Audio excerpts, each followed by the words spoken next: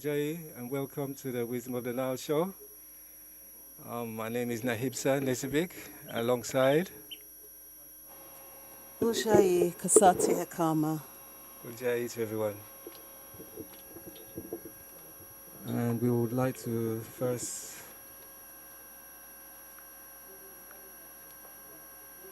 want to welcome you to the Wisdom of the Nile show, and we're bringing you wisdom from the Nile Valley civilization.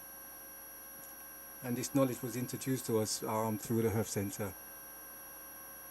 The knowledge that has been preserved really for thousands and thousands of years by certain indigenous tribe who have kept themselves basically quiet, really, just living with nature, in harmony with nature, and maintaining the balance. In our initiation, we would say that's the Eru set principle, and that's the principle that actually governs the universe. And so, from there, we would just then like to acknowledge the world of the divine, the creators of the universe, the world that is hard for us to perceive because it's a world that is pure, it is divine, it is the perfect model.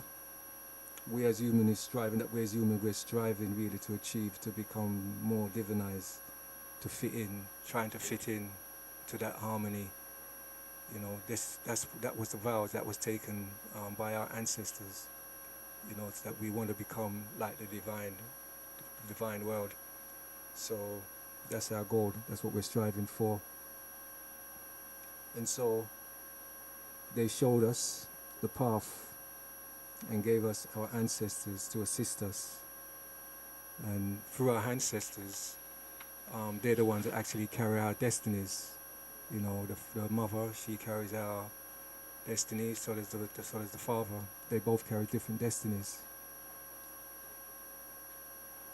And because they're the ones that has the power, you know, they're the ones that has the power of our becomings in their hands, we also want to acknowledge them, the ancestors, you know, because we know that for us to reach where we want to get to, we have to go through them.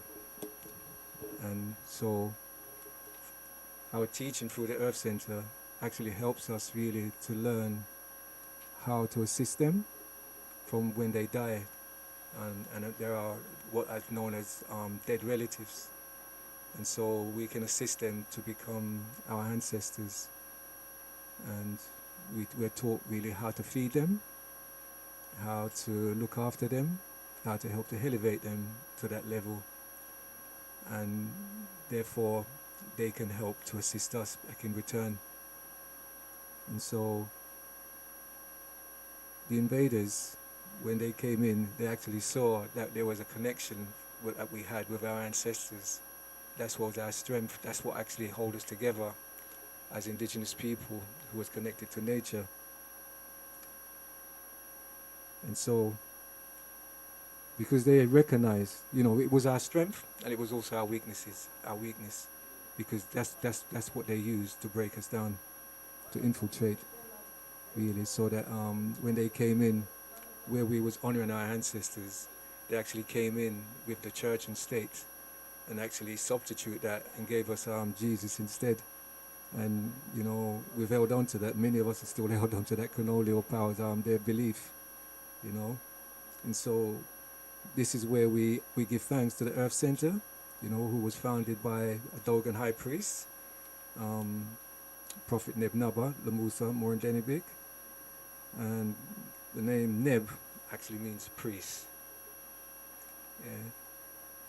And so he's also known to us really as the Makaru, which is translated as the truth teller. Now, the Naba, they were one of the important bloodlines that actually migrated from the Nile Valley civilization across the Sahara to the west part of Africa.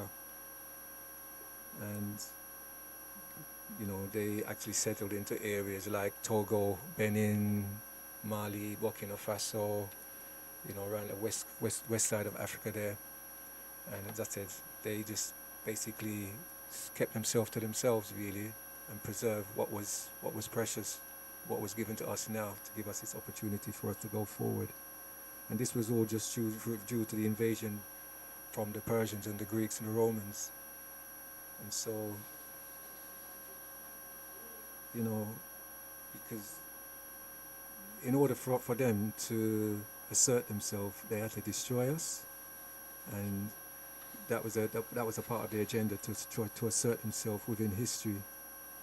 So the migration really then was to preserve the knowledge, which, as we know, is passed down through initiation, and it's also passed down through cultural values, you know, certain cultural practices and things that's been given down, you know, from mother to daughter, from father to son, going through initiation. And usually initiation starts from roughly when a child reaches about age 7 onwards. They go into initiation. And so we'd like to read an article for the temple keeper, just to kind of say, give you an outline of what the Naba and where they're actually coming from, and the significance of when we speak about Master Naba and the Naba's bloodline, and how they actually acquire that name and that status, really, of the Nabas, and the significance and the importance of it. Have you ready to read that one?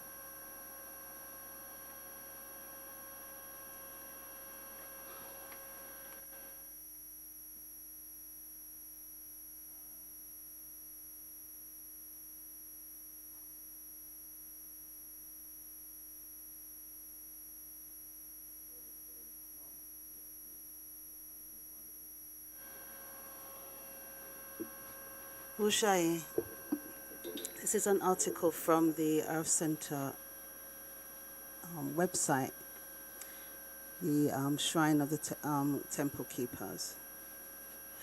The name Naba is a very old name. It comes from the Medu hieroglyph word Neb, which means priest.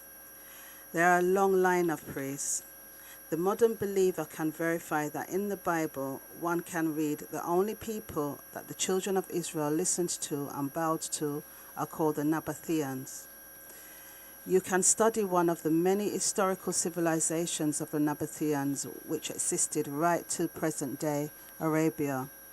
The name in Arabic for prophet is Anaba or Anebi. The history is there.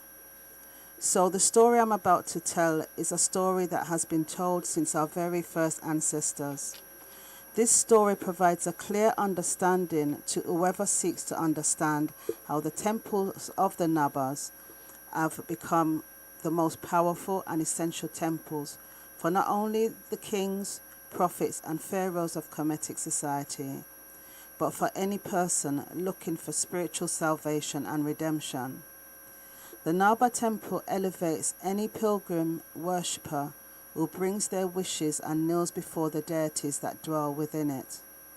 During the time of the Greco-Roman invasions, to avoid having their essential knowledge fall into the hands of barbarians, our Naba ancestors were asked to migrate with all of the knowledge that will preserve humanity, all of the knowledge that enables humanity to achieve. They migrated towards Western Merita in order to protect their culture. Over many generations of migrations, avoiding the invaders in their relentless usurpation of wealth and knowledge, the Nabas traveled through the desert, creating settlements in Chad, before continuing towards the Shiliba or Niger River Valley. They eventually settled around the Jaliba River. Throughout history, there have been many attempts to take the knowledge and deities away from us. Many attempts made to separate us from our customs and cultural responsibilities. Many of the Nabas from generation to generation resisted these attempts. Most of them sacrificed their lives and their families to be able to protect and preserve all of the knowledge that the line has been safekeeping in spite of the invaders and their ambitions. Long ago, amidst this historical backdrop, there were two kings who possessed two antagonistic yet divine powers. The first was the king of our ancestral nome. The second was a king who was coming to invade our ancestral lands. When he came to invade, he was accompanied by his warriors. His army fought for many days, but were unsuccessful in conquering the nomes, which were home to the temples kept by the Naba bloodline. As one can imagine, after such an intense battle, warriors on both sides were tired and wounded. The high priest Naba Mori and his disciples came to support these weary warriors. When they came to assist, instead of bringing relief aids to their own people first, they went and gave assistance to the invaders. The priest stated, "We know you're coming to destroy us, but our principles and our gods are against inhospitality and deprivation of subsistence. So we have brought you some water, milk, and food to nourish you and your people." The invading king and his people were surprised and astonished. They had thought that the priests were going to support their own kings and people first. Naba Mori said, "Every human being stands equal in front of the divine, the gods in our temples. We are the intermediaries between humans and the divine world. We stand on the principles of gods, not in allegiance to the authority of any particular kings." Shocked, the invading king and his people accepted the supplies and took care of themselves. Afterwards, the foreign king took off his crown and placed it on the ground. All of the divine powers and deities that he had, powers passed down to him by his predecessors, he removed them all and put them in the crown. With this act, the king had shown his allegiance to the knowledge, abilities, and position of the priest as an intermediary to the divine. Then the other king, after seeing all that had transpired, completed the action. He took the invading king's crown and all of the supernatural things within it and put it all aside inside of his royal crown, and all of the divine powers and deities were added together. They then made a pact that no other king has the right to fight. All of the kings will have to kneel down in front of the priests of his temple because of what you have done.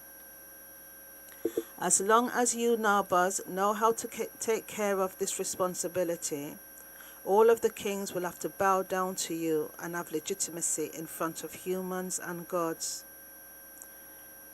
To this day, that is why all of the legitimate kings of the Gulmu Dagomba regions kneel down in front of the Nabas.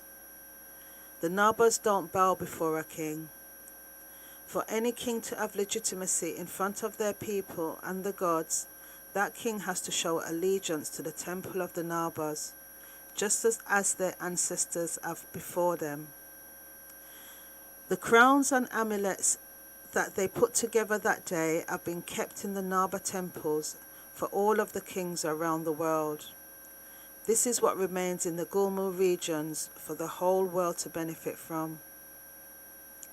Many millennia have passed since the temples have been closed in order to preserve the knowledge and power from the ambitions of the pretentious leaders of today. Now the Nabas from the Dagomba, the Dogon tribe, have been granted permission from the ancestors and the divine world to open their temples in order to assist humans in resisting the degeneration of the modern era.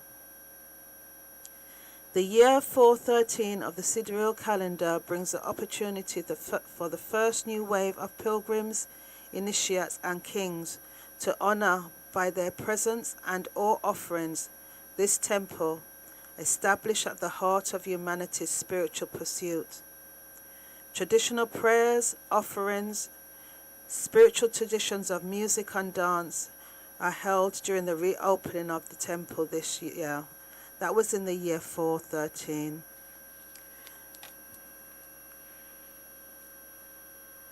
The first one is of divination. The offerings of the Nabas temples have four main benefits. The first one is divination, or interpretation of the past, present, and future actions. The second one is identity, or assistance in establishing a liaison between the world of the humans and the world of the ancestors. The third one is purification, or a cleansing process on the individual from the spiritual debris and blockages coming from filth, impurities, mistakes, and crossing forbidden territories.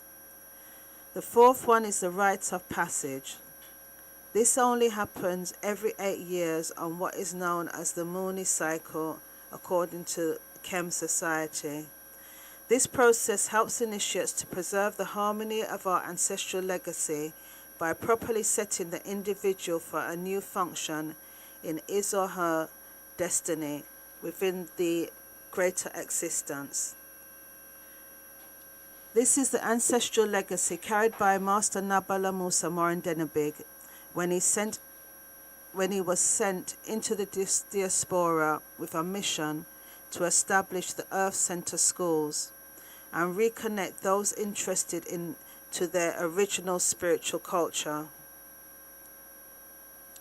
We invite you to accompany the disciples of Master Naba on annual pilgrimage to participate in important spiritual events. May your ancestors grant their permission for your journey to the land of mystery, and may the divine world show their approval. Wow, yeah, thanks for that, yeah. That's just basically giving us an idea, really, like, of who the Nagas are and how they actually get the status that they have, you know. And this is why they're in charge of, like, the temples and the spiritual aspects of things, really.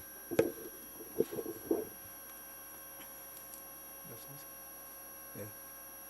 So when Master Naba actually came to us in 1998 and established the first school in the USA, in Chicago, and he later on developed another school in New York and San Diego. He then went back to Burkina Faso, Ouagadougou, and he established another school there in 2006. And he later transitioned in 2008. Naba Irita has continued the journey of establishing the school and is growing the school. Now we have 10 schools, 6 in the USA, 2 in Canada, 2 here. Is it 5 in the USA, I think it is. 2 in Canada, 2 here in the UK, 1 here in London and 1 in Coventry, and the other in Ouagadougou. And so the school is growing still, really, right, with the assistance of Naba Irita.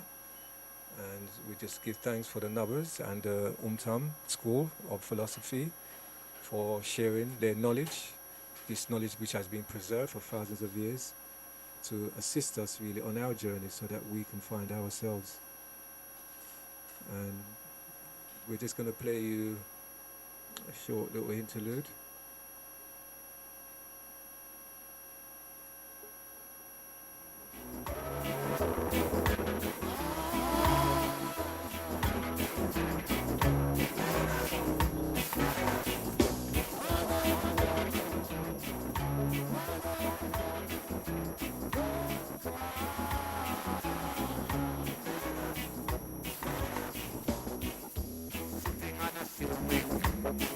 That your burden it peace. Weight of the world on you. You might see life so unfair that you get it more than you share. Jaja, now you than you can be.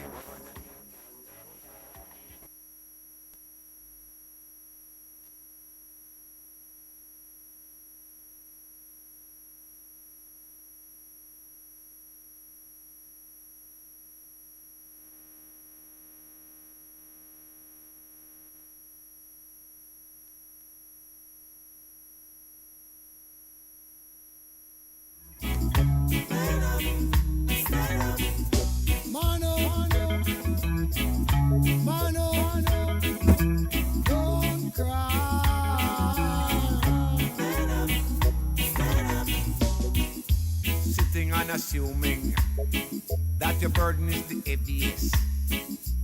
Weight of the world is on your chest. Is on your chest. You might see life so unfair that you're getting more than your share. But Jaja, now give you more than you can bear. More than you can bear. And you're the hurt and you bear the pain. Bear the pain. Young man, don't cry. Don't cry. Don't cry. Don't cry, don't cry, don't cry. Crying from the mother, father, sons and daughter. Blood from the mice and it's not our water. So they don't wanna be not a lamb to no slaughter. The system that the living got nothing to offer. Crying from the ones who living out on the ferry. Call a little bed and see view the guard. No auto suits and no beg pardon. Cause the life that the living get hard. You might see it's so unfair that you're getting more than your share. But no man get more than he can bear. More than he can bear. And you're the hurt, bear the pain. Not the dread, don't cry. Don't cry. Don't cry. Don't cry. Man up and stand up, hold your head up. Man up, man up. In this your struggle, you got to man up. Get up, stand up, Stand up. Be a big man, yeah. Man up and stand up, man hold your hands up. In this your struggle, you got to stand up. Get up, stand up, Stand up. Be a big man.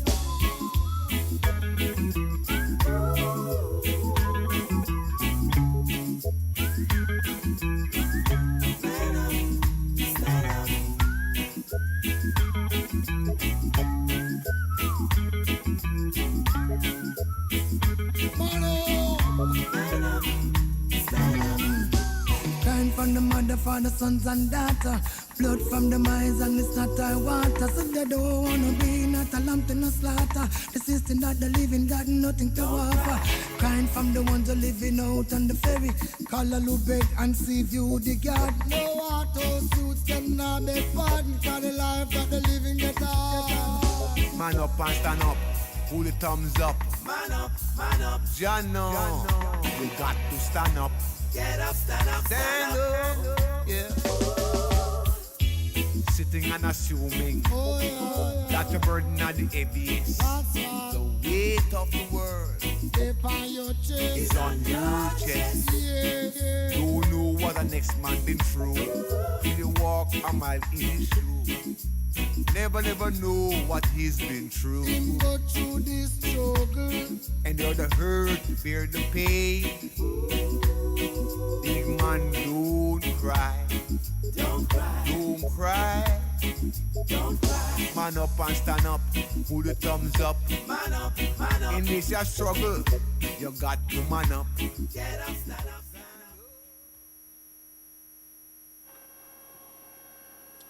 Well, Jai, and welcome back to the Wisdom of the Nile show. And my name is Nahibsa, alongside Sati. And we just want to give out the studio number. So for all those, so we're broadcasting on www.blessfm.org, and the studio number. blessfm.co.uk. So it's bless. Okay. It's www.blessfm. It's www.blessradio.co.uk. Yeah, and the number, the studio number is 07944431366. And so if you want to interact really along or text in, whatever, if you got like a question or you want to interact with it in the show, you're free to do so. And again, we give it a number, 07944431366.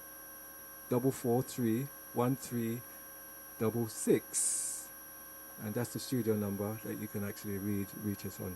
Yeah. So tonight our topic really is going to be on colonialism or colonization, repatriation and reparation. Now we're coming up to this time of the year where we see there's going to be a lot of protesting and things like that really. Marches taking place really in regards to reparation, and so we're going to start off with colonization. And we're just going to read an article from Master Naba.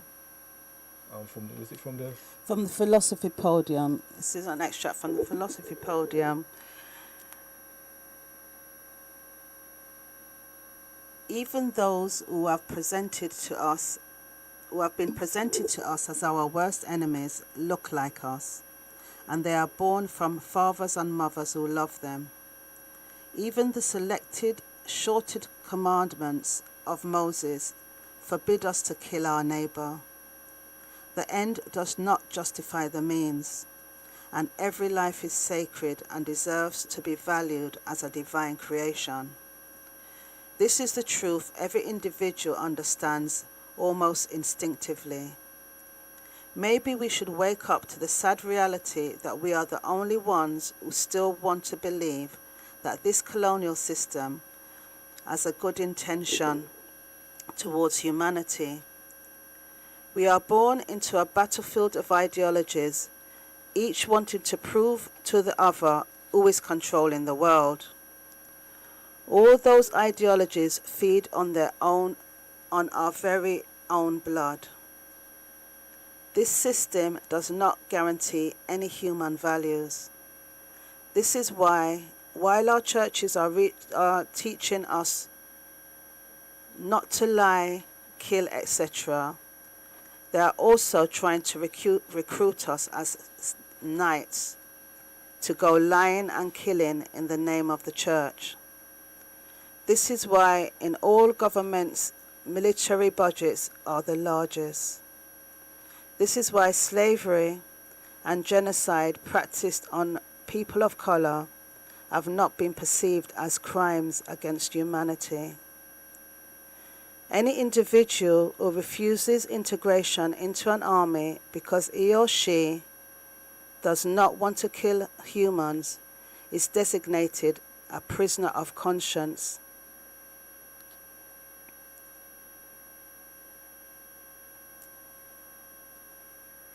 In opposition to a prisoner of the state, and he and she is considered proof that the state did not succeed in hijacking his consciousness.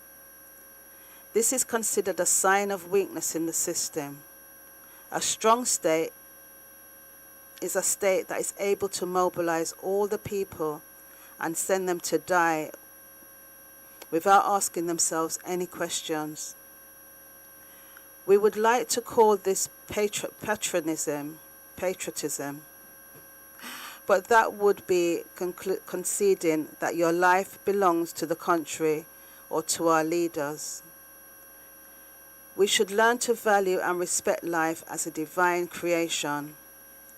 We should avoid substituting our imagination for the existential realities of this earth.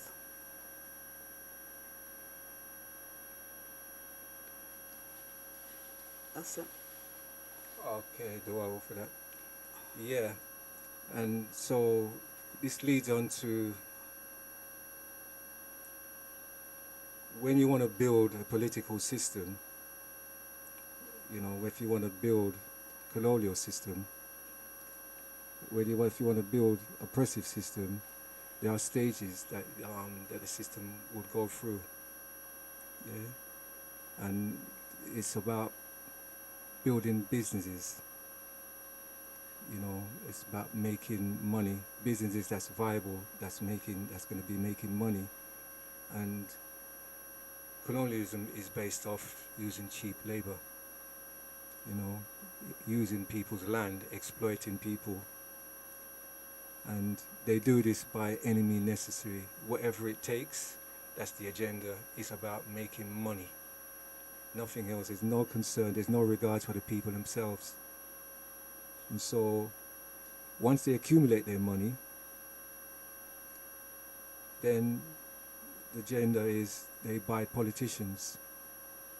And politicians, this is how they do what they do to legitimize things. They end up creating bills, passing laws within Parliament, within their so-called judicial system, where they legitimize their wrongdoings by making it law. So they go through the procedure of taking it through their parliaments, really, which is debated. So we know that what's taking place is calculated. It's not just something that just happened. You know, this is years of planning and strategic, really, for them, what they've done.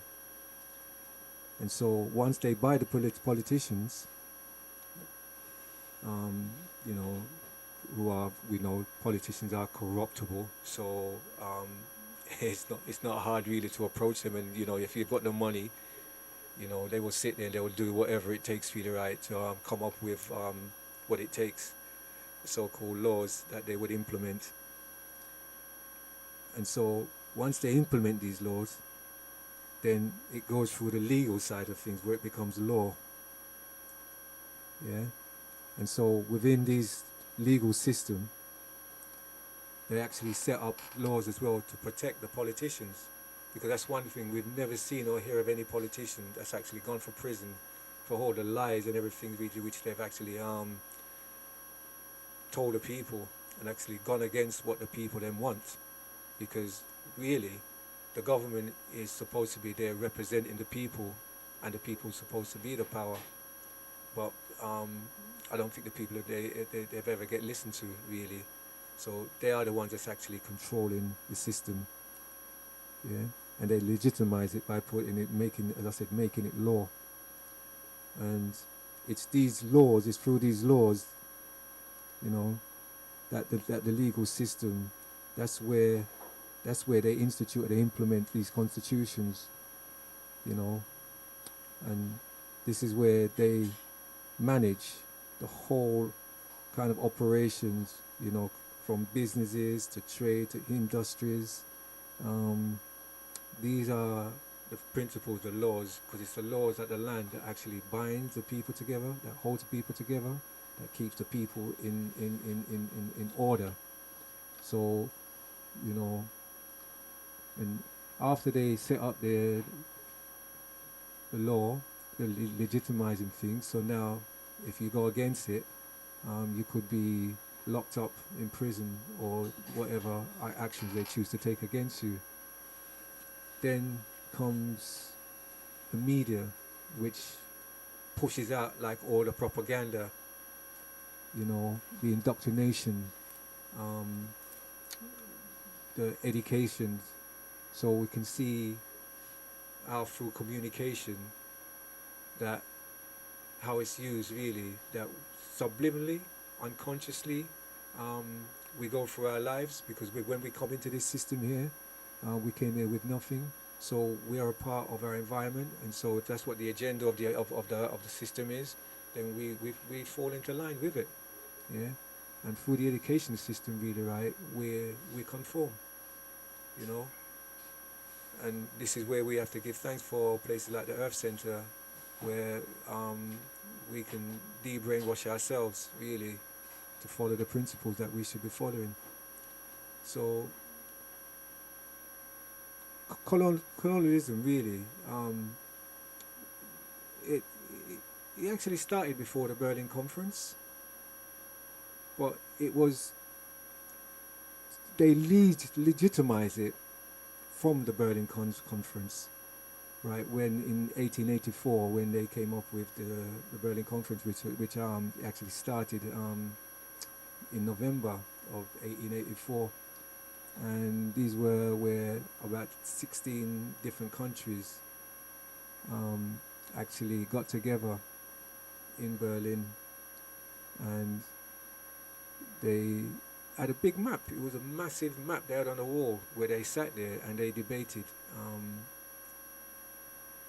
of how they were going to split up the continent. And the continent, it was split up into 50 different countries, creating false borders,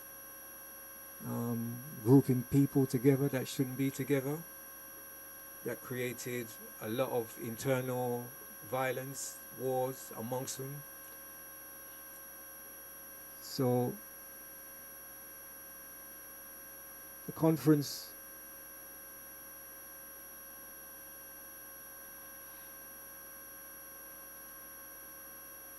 as I said, the conference, it created false borders, yeah, putting, as I said, people together that shouldn't be together. And it's like someone coming into your family and just separating everybody and putting everybody on different sides. And these lines, there was no consideration really as to where the division came in. And in a lot of cases, there was a strategy to it as well, because they knew that if they created that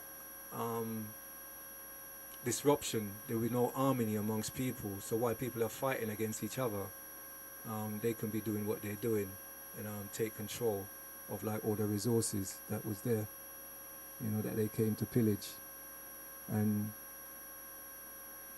we saw through colonialization really that they actually controlled about 90% of Africa was actually under the rulership of Europe, you know. And so with the advent of, like, say, the industrialized revolution, there was a demand, like, say, for raw materials.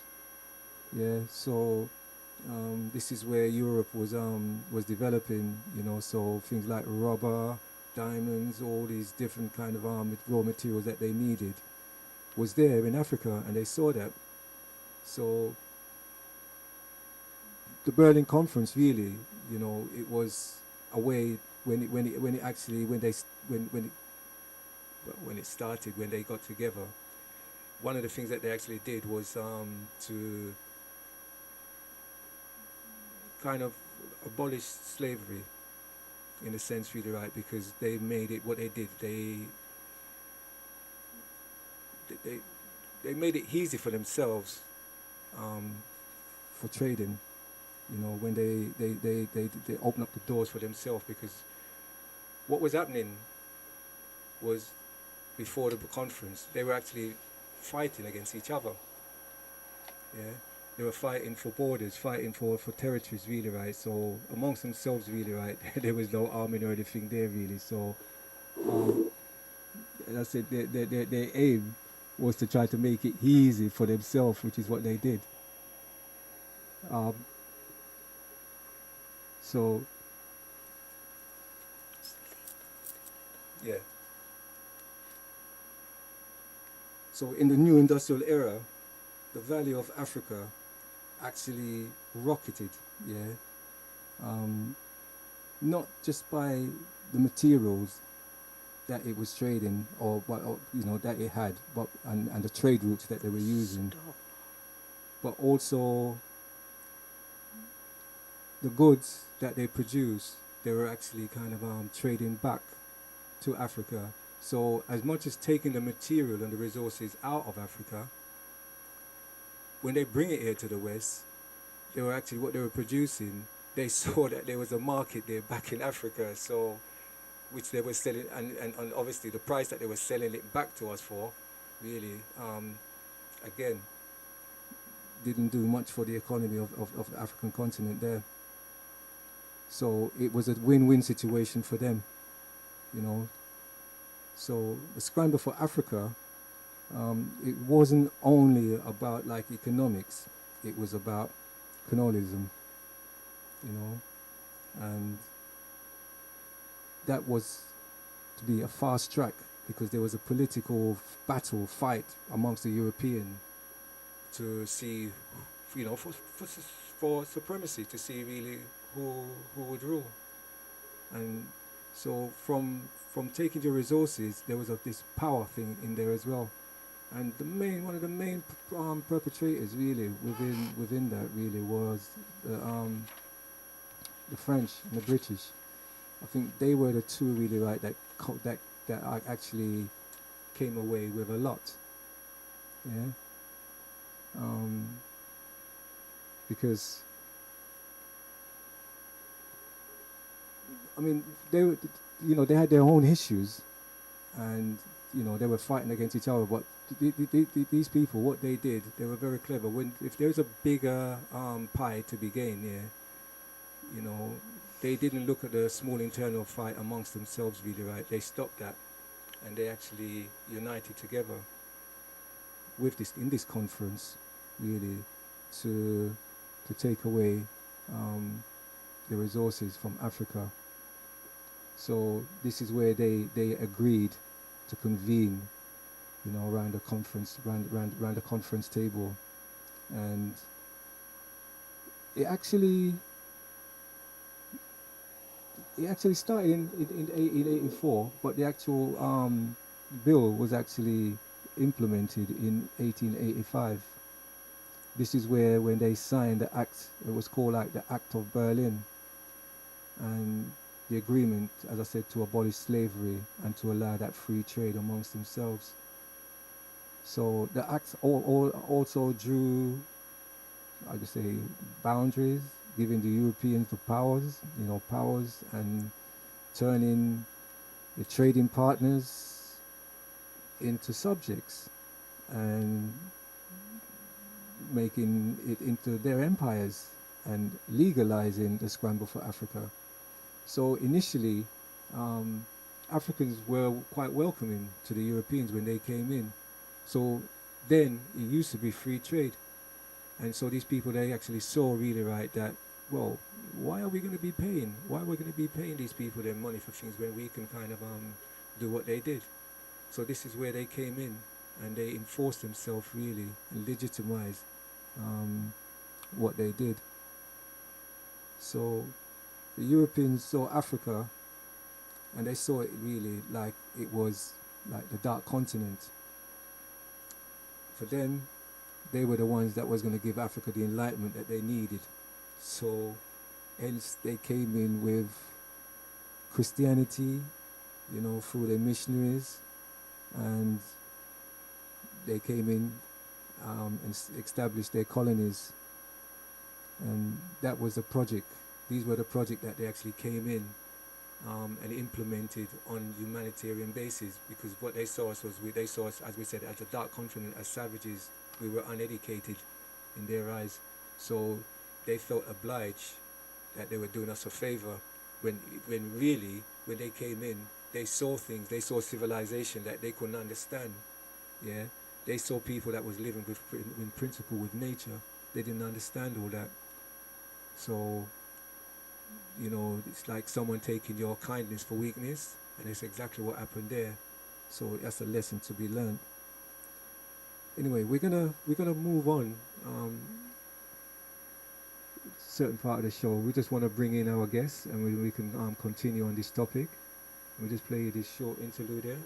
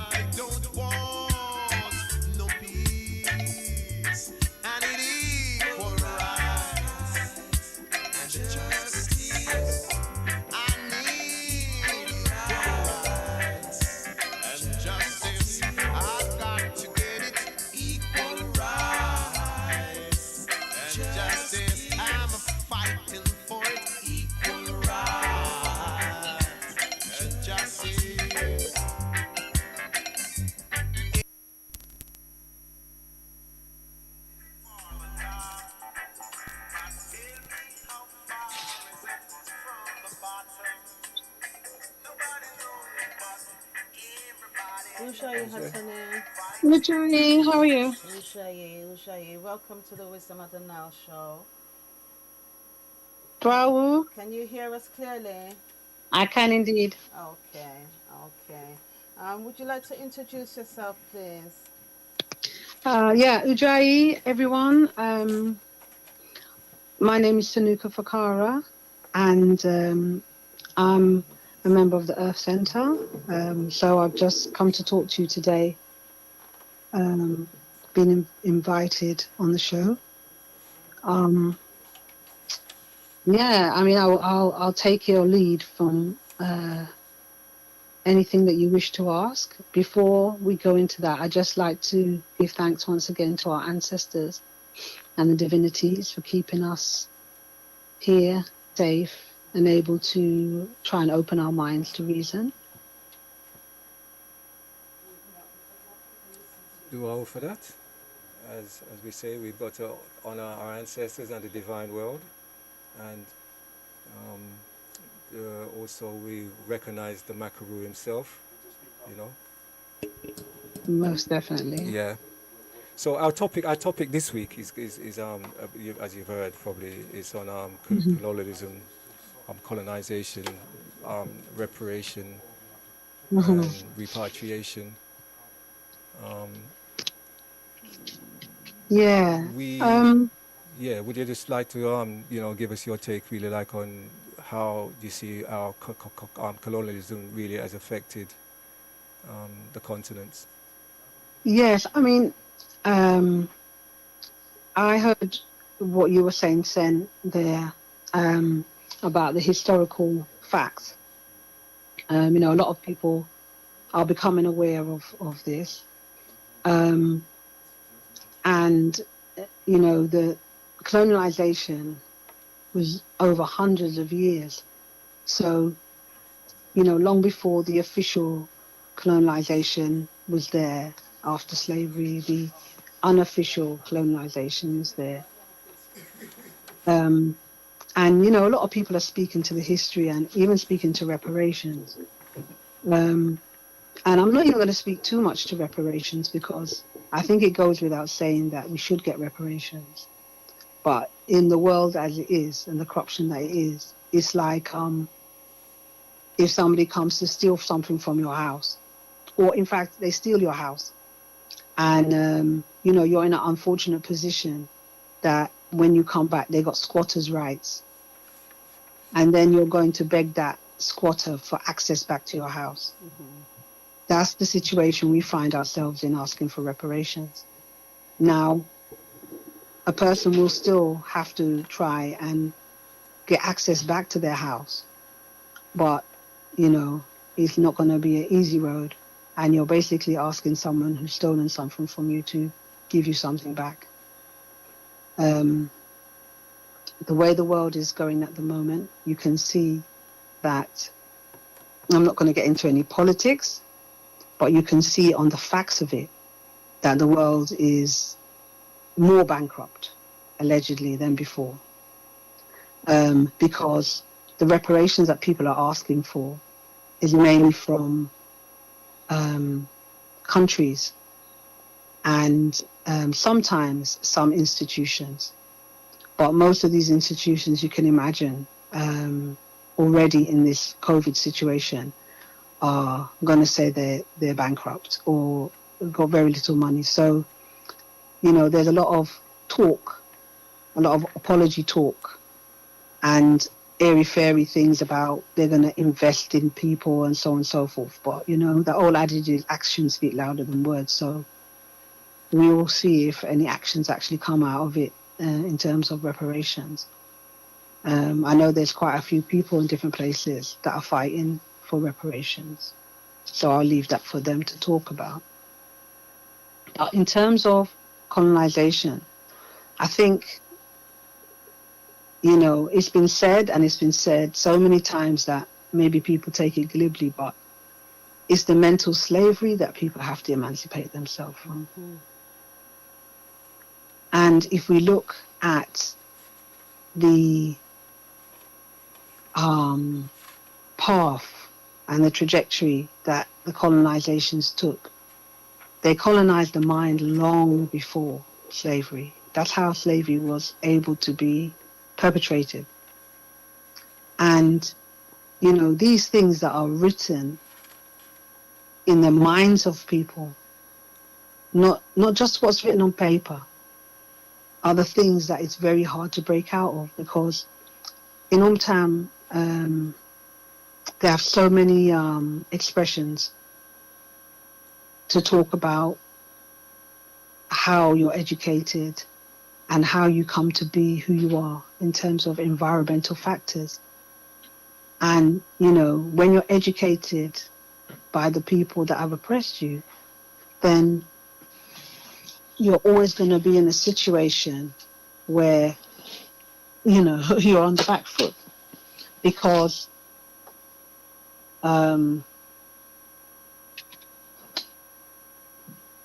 excuse me a second. Sorry, someone just asked me a question.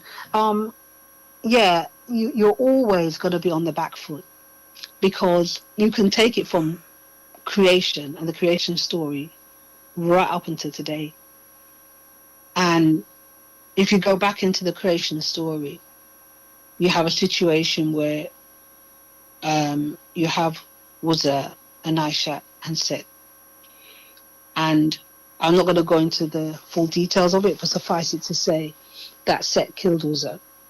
And through the spiritual abilities and devotion of Aisha, she managed to find her husband and managed to procreate and have Heru, who is the godchild, and you know, are humans' ancestors. And if you look in that scenario, once Uzzah went and created and went to the Imhotep, Heru was also educated by Set, the man who killed his father, the god who killed his father, I should say, who was also technically, you know, his father's brother, for us putting it in human terms. So if you think from creation, in terms of us as humans, we have had an issue where we're being educated by those who either oppress us, hate us, or whatever. And there you find a difficulty, because on the one hand, it's good to know your enemy. But when you think, you're completely influenced by the environment that you've grown up in and your upbringing.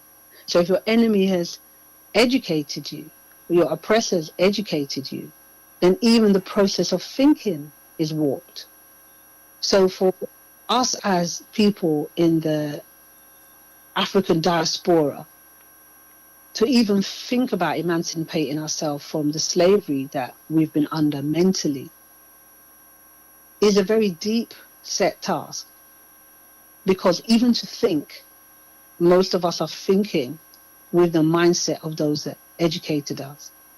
So when we come into the society now, people think a lot about media, and, you know, you had newsprint, you still have that to a certain degree, but mainly internet now, and you have books and so on. But deeper than that, you know, your parents, etc., going way back, have been educated by that same system.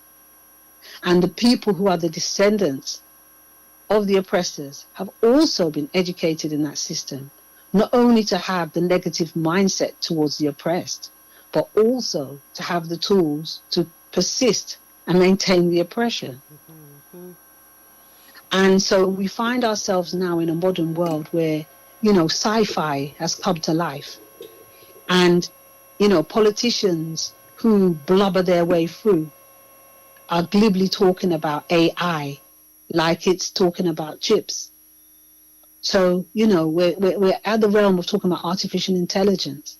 So if you think that in terms of how things are mechanically operated, electronically operated, information gateways, etc., has evolved to gives the impression that it's easier for mankind. But as we know, everything comes with a cost. You know, if you have a headache, if you're dehydrated, if you drink some water with lemon or coconut water, it might take a little bit longer for you to get hydrated and for the headache to go.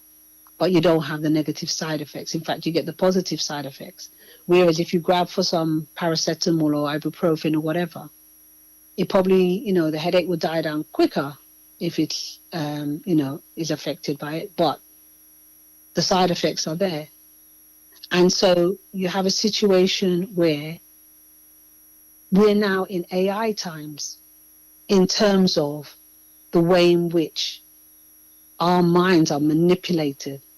And that manipulation does not exclude the same mindset that put people into oppression, put them into slavery and colonialization and neo-colonialization, all the way through to now we got a term called racism. And then that racism has evolved now so that, people will, instead of, say, for example, America, let's use America as a chief example. Instead of jumping in the back of their trucks for the most part, and we still do that, as we saw with one of our brothers who got gunned down. But for the most part, they don't jump in the back of their trucks now with guns and hoods.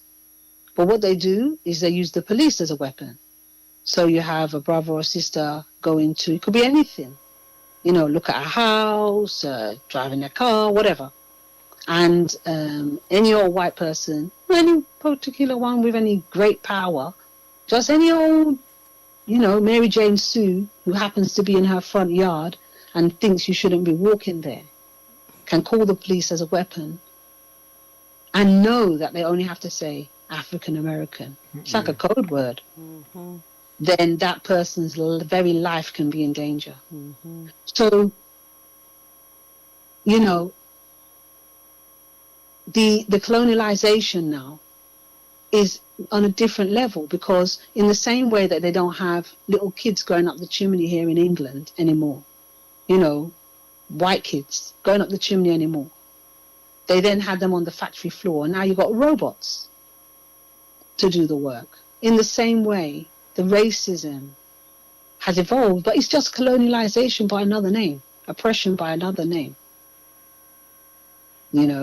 It's just an evolution of oppression where they use more, different means and sometimes more sophisticated means.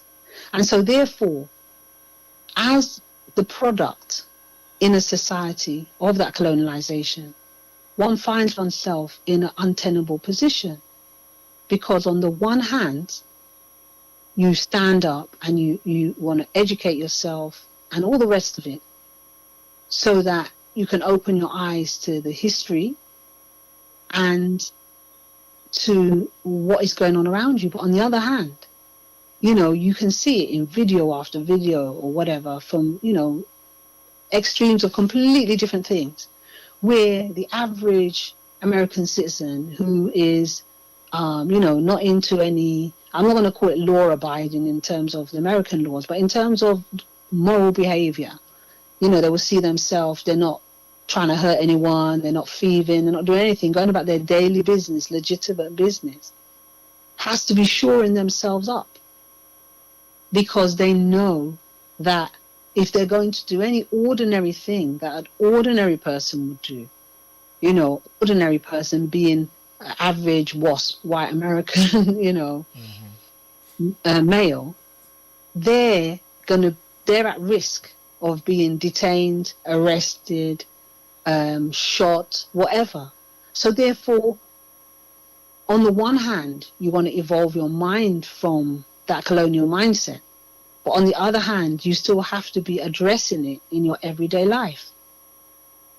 So it's not surprising that some of us end up with Stockholm syndrome, and you end up looking after the oppressor more than you look after yourself. you see people at certain, maybe rallies. You see things, and even I was reading something about some. It was a biography that was written by a person who they say quote unquote former slave, but who sponsored it, whatever. I think maybe akin to abolition movement, and the narrative that came out, put it that way, it was so colonialized.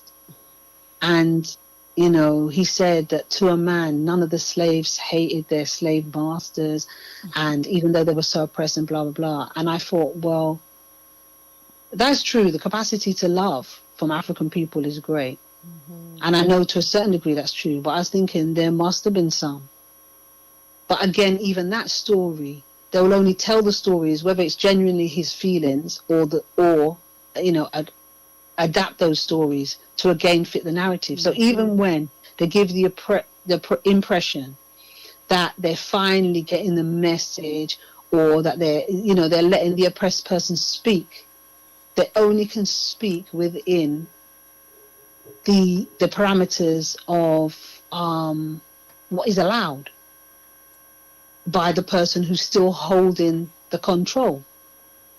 And so really, the only way to try and emancipate yourself from mental slavery is to put yourself into a system that our ancestors used. So you're going back before the colonialization. Now you still have to exist in this world, and that's another rub. But you have to go back before that to try and see if you can re-educate yourself in that system, so that then your mind could be more open to actually start to emancipate yourself from the mental slavery you're under. Because every one of us, if you're educated, Master Naba said, you ask who, if someone is teaching you, who is that person's teacher? So that you try and get an idea of where the doctrine is coming from. And so to try and get out of the colonialism, we can't go forward in time because we're still in it.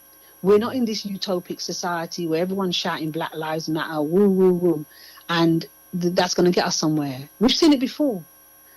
I don't really watch a lot of television, but yesterday I walked past the television and I saw that they said it was Martin Luther King Jr. the third or something. So my eyes stopped and I listened to him for about 30 seconds. And basically he said, yes, we have Black Lives Matter, but my father was shouting the same thing 52 years ago. Yeah. He didn't say Black Lives Matter, but it's the same message. And so, after the MLK issues and all that, and in England we had, race relations acts and so on and so forth, they had desegregation acts, all these things in America. But yet still, in 2020, people are taken to the street to say, I can't breathe. Yeah. I mean, it's just madness, So all the shouting and the screaming that happened over, those at various points in time over those 50 years mean nothing, because you can't shout to somebody who's got you on a leash like a dog to let go of the leash if they have a purpose for the dog. And that is it. So the only way you can try and emancipate your mind is to go back and try and learn what our ancestors were learning before the colonialization. And then the process, you can start to actually look at yourself, and instead of being distracted into a million things, to try and open your mind and then say, okay, hold on, what am I actually here to do? So that you're not fighting as a reaction to somebody else's gameplay, because the gameplays are so sophisticated, they're constantly going on.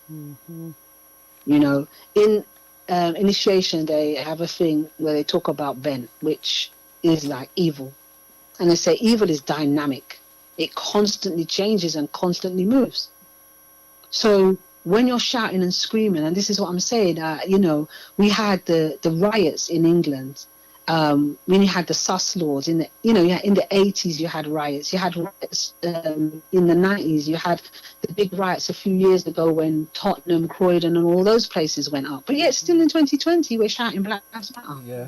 Yep. You understand what I mean? Mm-hmm. And so, a thinking person will say, "Hold on.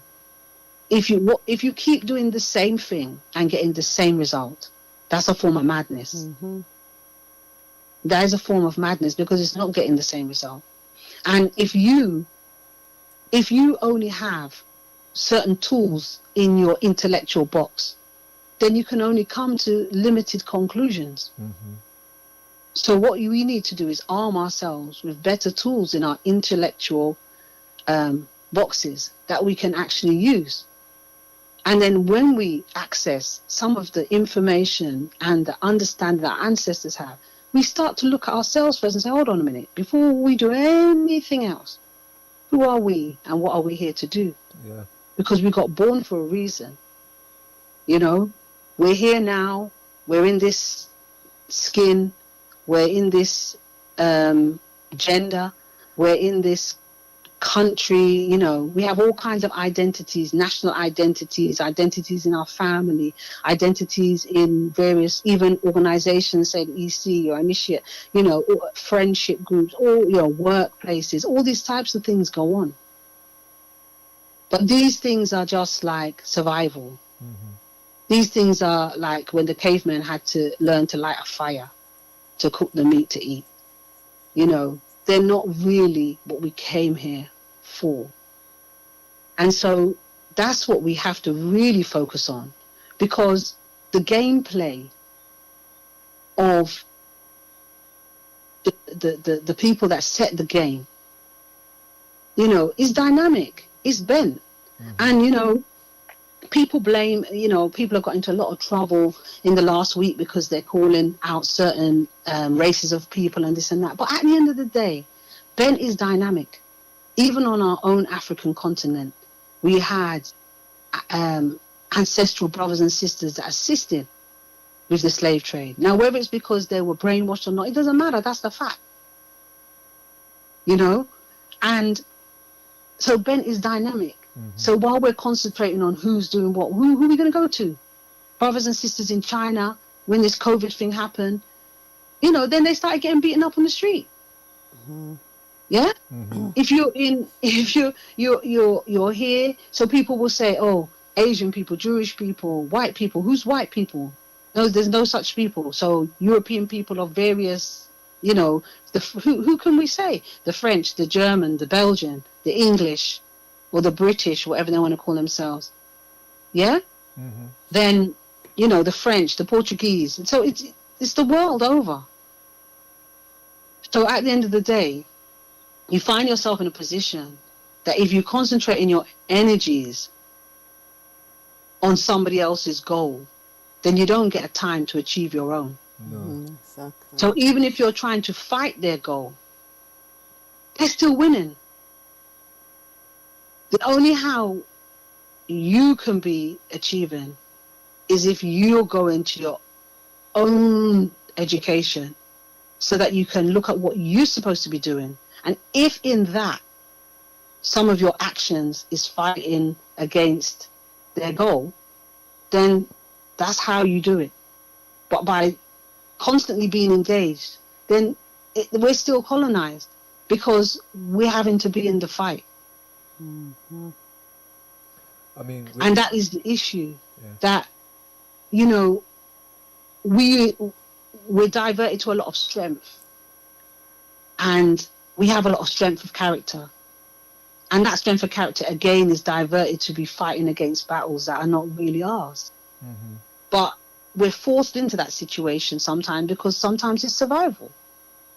Whether it's a direct thing that someone's got a gun to your head, whether it's a direct thing that you need food to eat, whether it's a thing where you're constantly getting, oppressed when you're trying to go about your daily business, so people end up going to court to fight a battle. So it is a thing of mind.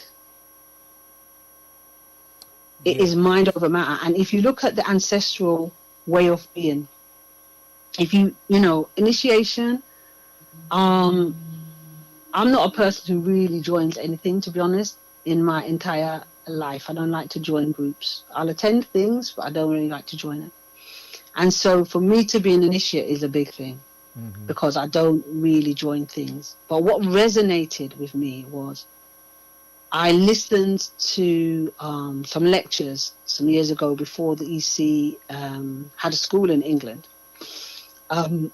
Master Naba's son, Naba Irita, Deshmi Nehez, and Nakitem, and a woman, Happy, came over, and they did a lecture series all over London. And I went to one, and I went to another, and another, because for the first time ever, I could listen to people who were saying something that actually resonated with me. And I think that it resonates because it goes to the core. You know, life is complicated enough. And so when they go to the simplicity of things, they shake out things in the initiation that are hiding in plain sight. And that is the beauty, I think, because our ancestors took thousands of years studying nature to see how it operated. And that's how they built their societies, in addition to getting the ordinances from the divine world. You know, we have the 77 commandments, which was an agreement with the Neter of God as to how we need to behave to elevate ourselves towards the divine. Because, you know, human beings were behaving very barbaric. And so our ancestors studied, and it makes me laugh when you talk about science, because, you know, the arrogance of the neo-colonial system decries everything that indigenous people do. And then they say, oh, there's no proof. It's just either old wives' tales or anecdotal, you know. So they don't have any trust in it, but they have trust in science. Now, they have this gold standard of double-blind control studies. But to do a double-blind control study has to eliminate so many other factors that is hardly worth the paper it's written on. Because unless the people are going to live in a lab, then it doesn't really have as much efficacy as they say. Yeah, you've got to do something. And so, you know, they have this thing where one lot have a placebo and the other lot have the real drug or whatever it may be.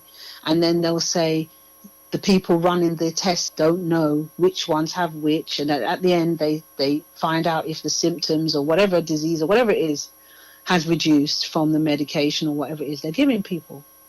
But it's so controlled, and then they have to do a probability of this and that and the other. But there have our ancestors who have some herbs, for example, have been working for thousands of years. And they say, oh, it's anecdotal. Okay, well, it's anecdotal for thousands of people, or in fact, millions of people sometimes. But if they have a double prime control study, that they give to a rat or whatever, you know, that is deemed to be science. But the evidence that something's been used for thousands of years and it has, you know, a result for treating whatever it may be, say malaria, for example, that's not deemed scientific. But science is the study of nature. So you have to look see what is really scientific and what isn't. And that's the same thing with everything. So it's like part of the modern colonialism is blinding people with science. Science is like the new religion. And so everybody's like, you know, even, like I said, I'm not getting into the politics of it. I'm just looking at it from an analytical point of looking at how the mind is colonized. But even if you look at this COVID thing that's going on now. Everybody's like, oh, well, we have to see what the science says. We have to go with the science. We've got to go with science. And all of us have been sitting here, even if you don't watch the telly, you just keep abreast of a small amount of news just so that you know what the pervading thing is going on. That so-called science has been changing. You mustn't wear a mask because it doesn't make any difference, which goes against anybody's common sense. Then you must all wear masks all the time, which also goes against people's common sense. So, but that's saying it's scientific. But where's the proof? Because somebody's just guessing and telling you what they think will work. But yet still, where you have people or indigenous people in various places of the world shouting out, saying, oh, hello, we've got something over here, this can help. No, we can't deal with that because it's not got a control study, but it's helping people. And so that's the mindset that we have to look at, because most of us are in that mindset where what's flashed in front of our face is what we are responding to. And so if we go back to ancient times and ancient Kemet, the understanding was there that this is not a YOLO existence. You don't only live once. So you can't just do what you like because you're going to get buried and wait for Armageddon. You know that there's reincarnation. So instead of it's not giving you the mindset to say, oh, it doesn't matter what I do in this life because I'm going to come back and live again. It's actually the opposite, because you know that your usury is being written, and everything you do in this life, you're going to have to account for it when you die. And therefore, that leads humanity then, if the thinking person, to go and search for what is it that I need to do in this life so that I act appropriately. Not talk, but act appropriately, because it's the deeds, it's the deeds that make a difference. Our ancestors understood that life does not exist just on a material level. It's material and non-material. And most of us, when we're busy thinking about all these different things that affect us in terms of what we now call racism, modern day colonialism, actually it's the energy behind a lot of things that's affecting people far more than the facts. Because if you look at it now, even though people are getting shot, the average person is not running in the street at the moment in London. When my father came to England, and I'm sure your fathers and people that age, teddy boys and skinheads were chasing them down the road with knives. Yeah. But now people are fighting things in the workplace, so that in the 80s, where you had loads of, say, African Caribbean people in decent positions in, say, the council, social service, whatever. Now when you go look, they're all being eased out. You hear it again and again and again. But nobody's running with a knife. It's the colonialism effect that is harder to fight, that you can't see, that's not named. It doesn't have a face. And so this is a microcosm of what's going on in the larger society. You have these older people talking about World War II and all this, the enemy that everybody could name. Never mind the politics of it, because we know it's not straight. Yeah? But now, then we had, jump forward to the 90s, the millennium, and the last 10 years. You had the enemies that you could see, on TV at least, the various terrorism groups and what have you. There's a few of them on the periphery still, they're doing something. But now you have an enemy that you can't see. And so that's why I'm saying that if you go down the road of always trying to fight, then how do you fight something that you can't see? Our ancestors knew how to fight things that they could see or not see, because they didn't deal with the world as if it's just material. Yeah. They dealt with the world with the understanding that you had the Neter, the gods, and then you have divinities in each and everything around you. And then you have all the things on the planet, Earth. Then you had all the celestial bodies and planets out there, and us as humans, little ones on this earth. And they understood that was their place in that term of hierarchy. Whereas now, as mankind, we're like spoilt children, as ungrateful spoilt children that think that they're better than their parents. That's the way that mankind deals with nature and the Neteru. And so we all find ourselves in this position now. Some of us are the oppressed, some of us are the oppressors, some of us are in between somewhere, you know? But that's the way we find ourselves. Because, you know, with initiation, one of the big tenets of initiation is humility. And with all that's happening, has been happening over thousands of years on the planet with human beings, not just now, lack of humility is one of the key things, because we always think we're better than somebody else. We want to steal somebody else's land. We want to do whatever. We don't have to abide by the laws of the Neteru. So, you know, then we have a European system that invents their own gods and gets rid of the original Kemetic system of devotion and being at one with nature and abiding by the laws for humanity in the world, because we know better. We don't have to do that. And so as human beings, if we want to decolonize our minds, we need to go back to that humility that our ancestors knew were important. Because, you know, there's another expression that people say that, and I think you touched on it before, Nahibsa, that people take meekness for weakness.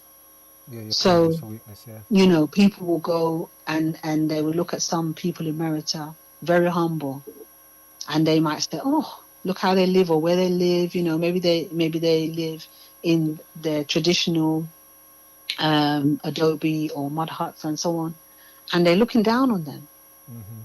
But then that person could be a good healer, good priest, understand how to use energies to help and support their family and the wider community. Whereas the person looking down on them, they may have a Lamborghini and this, that, and the other. But what can they do? If they're standing on their own, without their bank account, whatever, what can they actually do for themselves or anybody else? So the lack of humility is vast. It's absolutely vast. And you see it, you know, with all this thing that's going on, the health crisis, because you have a situation now where, and please don't get me wrong, I'm not blaming the people. It's the result of the situation that we're in. That because we've been educated as a society or brainwashed away from the traditional way of looking after our health naturally, then you have so many people now suffering because they were reliant on going to the hospital for outpatient appointments, or they're due to go to the hospital for XYZ and the doctor and so on. And because they can't access those services, they're really diminishing and deteriorating because they've been brainwashed away from the natural way of being able to do something for yourself. You know, I'm not saying, you know, there's a time for everything in life. You know, even the fanciest doctor, surgeon or whatever, if the Neteru didn't give those abilities, they couldn't do it. So I'm not saying that sometimes certain things may be helpful or necessary, but for the most part, there's lots of natural ways for people to heal themselves. But because they've been brainwashed into thinking that's either witch doctor medicine, old wives' tales, inefficient staff. If you think about years ago, how they constantly and not even years, even up to recently, every so often a so-called study comes out to say, oh, vitamins don't have any effect. Yeah, you know that one? Yeah. It comes up in the newspapers. With this new thing, it hasn't come up so much in the last few months because they're concentrating on this. But many people, if you just flash, are saying, you know, zinc, vitamin C, all this helps against this COVID, for example, which is the flavor of the day. But they're not talking that, even that simple thing that people could just go to the chemist or whatever and buy for themselves. So people are suffering because they've been brainwashed out of alternatives. If you think about a lot of natural societies, they will say you're sick whatever area of the body you're sick in. And some have more sophisticated ways and some have less sophisticated ways, but they all have remedies worldwide to treat various ailments, including, tumors, including all sorts of things. And not to say everybody makes it, but everybody doesn't make it with the modern medical system either. So, it's like if somebody goes to see a traditional herbalist or whatever, it's like people expect miracles from them because that's what they expect. But they don't expect miracles from the doctor. The doctor can say, oh, well, try this, see if it works. If not, come back in 3 weeks. And then if you come back in 3 weeks, there's people on medication. Sometimes they go back, they're sick from the medication. Oh, are you still on that? Oh, it's 3 years later, but you're only supposed to have it for 2 months. Oh, sorry about that. And that's okay. But that's it. You're saying that humility, they don't have the humility to say that they don't know, but they'd rather use you as an experiment, as a guinea pig. But also, I'm not even blaming the doctors because that's the way they've been educated also. Because the system of medicine is set up to make people rich rather than to heal people. The modern doctor or nurse, I'm not disrespecting them unless they do something individually that I would disrespect because they've been educated the same way we've been colonized. They've been educated in that system. And so they're the product of the education they've received. The fortunate ones who might hear something, see something, or go seek something may wake up to the fact and then they go look at more alternative therapies in whatever realm it is, whether it's homeopathy or herbal medicine or massage or whatever it is. They're the lucky few. Nutrition, whatever. But the majority not. And that because it's the same if we talk about colonialization. They've been educated that way. And so they can only see that paradigm. And that's the same thing with us as human beings in general, but especially African diaspora people. We have been educated to be fearful of the continent. And the people on the continent have also been educated. If you think about it, right? You go to Nigeria, you go to Ghana and all these places because of the Berlin Conference and the offshoots of that, as you were talking about. The official language is English. Or French. For them to do, or French, or the relevant, whatever colonial past leaders' language. But someone was saying something the other day because it came to notice. But if you think about it, in the 70s or whatever, when Idi Amin expelled loads of Asian people, they still spoke their own language. They still had their own religion, their own culture.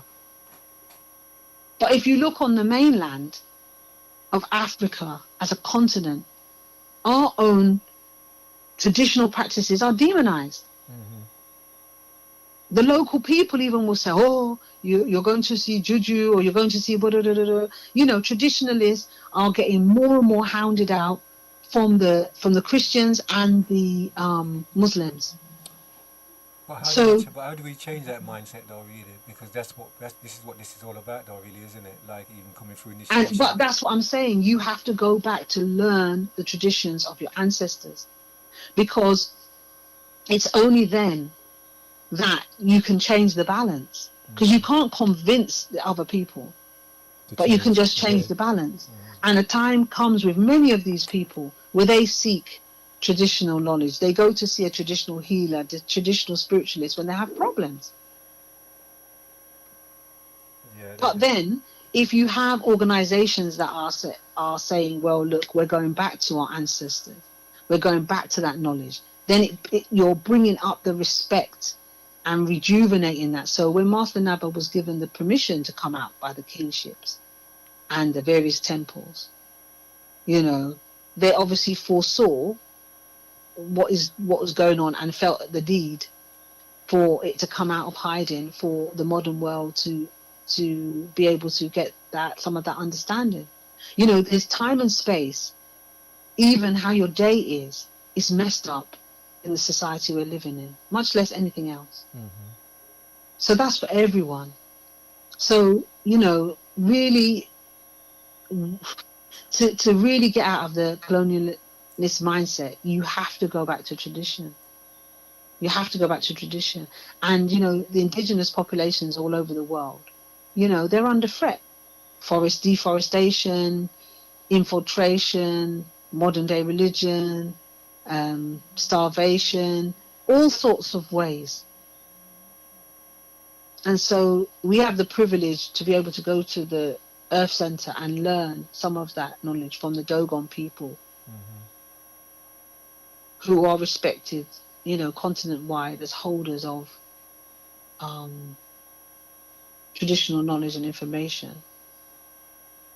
And so that's the only way you can come forward. You know, you're given a blueprint with the 77 commandments.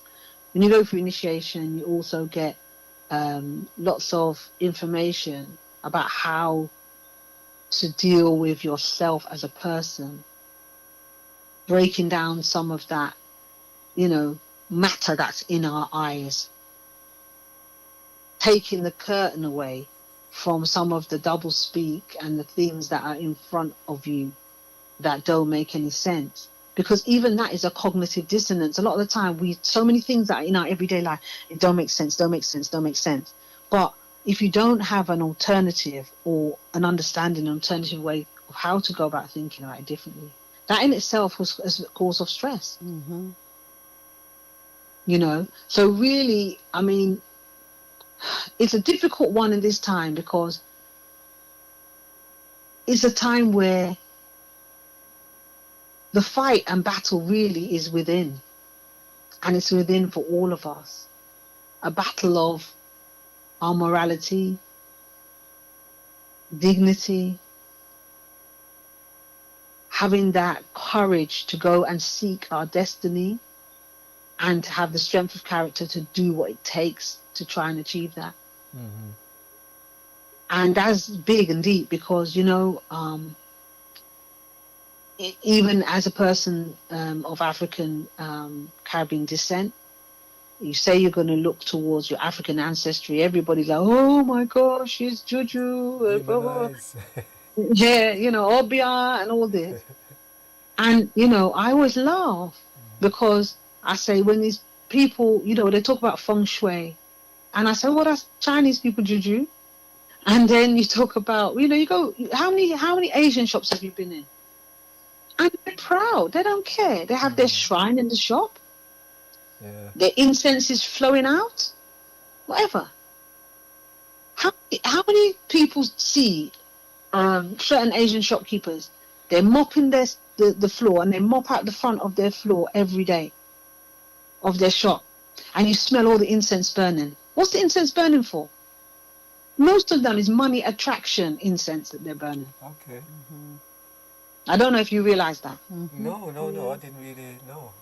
That's what I'm trying to say. Because the colonialization has, for us, unfortunately, pitted us to be the worst of the worst and the lowest of the low as African Caribbean people. So we see other people in a positive light that we don't see ourselves. Yeah. So straight away, when the Asian man is doing his juju, we find a way to nice it up and make it socially acceptable. But if we're doing our juju now, immediately people assume you're doing something that is wicked. They're not assuming that you're doing something to bring positive energy or whatever it may be. So these are some of the heavy city colonial mindsets that we're in. You know, no, you mustn't do some of that. I mean, I've talked to many Christian people over the years, and one of the things that I look at and I say is another one where you have to have a cognitive dissonance, because you have the standard churches, say the Church of England and the Catholic Church and those types of churches, even like the official Baptist Church, very square and very straight-laced. But us as black people can't hold down our spirituality. So and because of the same colonialism, otherwise known as racism, they came out of some of those traditional churches years ago, and you created the Pentecostal churches with a lot of vibe and energy and all this. in the same church where they'll say, oh, the Holy Spirit is moving in my sister, whatever. They will tell you, you can't talk to a spiritualist because if you speak to a spiritualist, it's demonic. Yeah. Pick sense from nonsense. Yeah. So how do they know? If nobody in the church is a spiritualist, how do they know that it's the Holy Spirit? Just because they're in four walls that they decide to call a church, it has to be the Holy Spirit? Arrogance again. Lack of humility again. Because if you can't see a spirit, recognize a spirit, communicate with a spirit, you're going to say that that's a neter spirit that's come down into the person? Because that's what they're saying. The Holy Spirit has gone into somebody. Now, if you are a Christian and you believe that Jesus is so holy, how are you so lack of humility that you believe with your impure self? Jesus is perfect, according to Christian ideology. Human beings are not perfect. So how do you think his Holy Spirit is going to manifest in you as a human? As someone imperfect. Far from perfect. Yeah. And then when it manifests in you, the Holy Spirit make you drop on the ground and act like an idiot. Right? So I'm just saying that they have us in such a mindset that we mustn't go to a spiritualist. You know, say we African Caribbean descent, you have so many people. We all grow up in it, right? Auntie this body dreams. You know, I challenge modern day people maybe who cosset themselves away from what's, you know, the reality of Caribbean experience, African experience. Maybe not. But anybody over the age of 50 would know numerous people, whether in their family, close friends, where there's going to be at least several where somebody dreams, somebody can see something, somebody can give you vision. Yeah? From spiritual understanding, some ancestor comes to them, but yet still they will go to church and say they don't believe in spirituality. So it's either they believe they're mad or what? So we're operating under this cognitive dissonance, I will call it, all the time. So as people of African Caribbean descent especially, but human beings in general, we're in a state where our mind is constantly in conflict. So if your mind is constantly in conflict, when do you have a chance to think straight?